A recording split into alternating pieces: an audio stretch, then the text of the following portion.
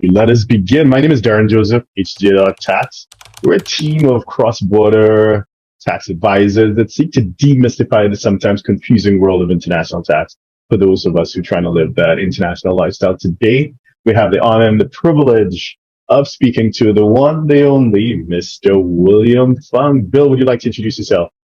Thank you. Again, my name is William Funk. I'm a tax attorney, member of the firm Norris McLaughlin, and I do. I have a fairly broad tax practice, which covers such things as cross-border, tax planning for corporate transactions, as well as partnerships, personal matters, state and local, and I also deal with civil tax controversy. So it's a fairly broad tax practice.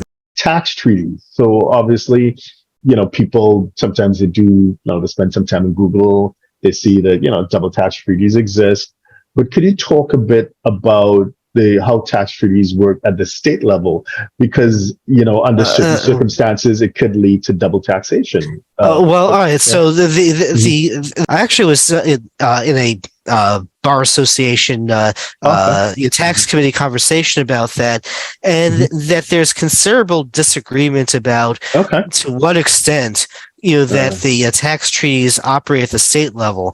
It happens to be my view that at least that if it's the kind of if the state has the kind of tax that's covered at the federal level, so state income tax, in federal tax, that the tax treaty ought to cover that. But that there are people who take the position that know that the state is a separate sovereign, that the United States has a dual sovereignty system, and so that if the state doesn't have its own rules that say that they defer to the treaty, that the state doesn't. I still think that has to be an incorrect view. I think that there is something called the Foreign Commerce Clause, but that it shouldn't be taken for granted that states will follow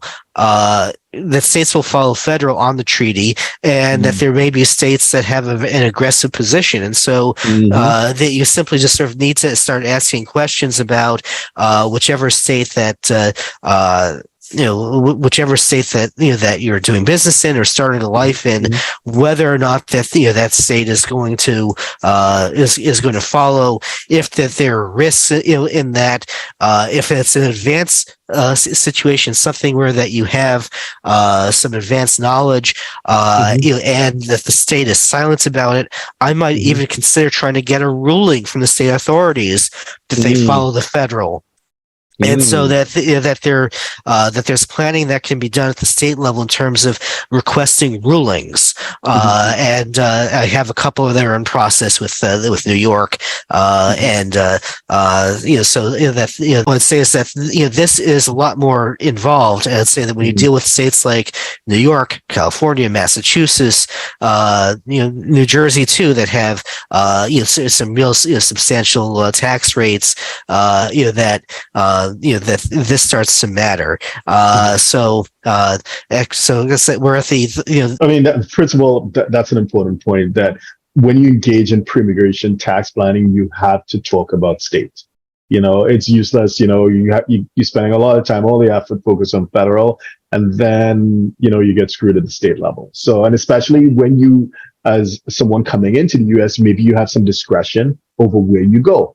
So at least be informed about what your options are. So I just wanted to acknowledge what you said, because I think that's important to acknowledge.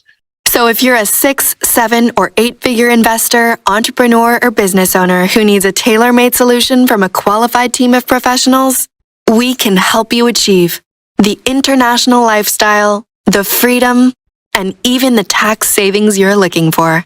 Visit us at htj.tax and live that international life.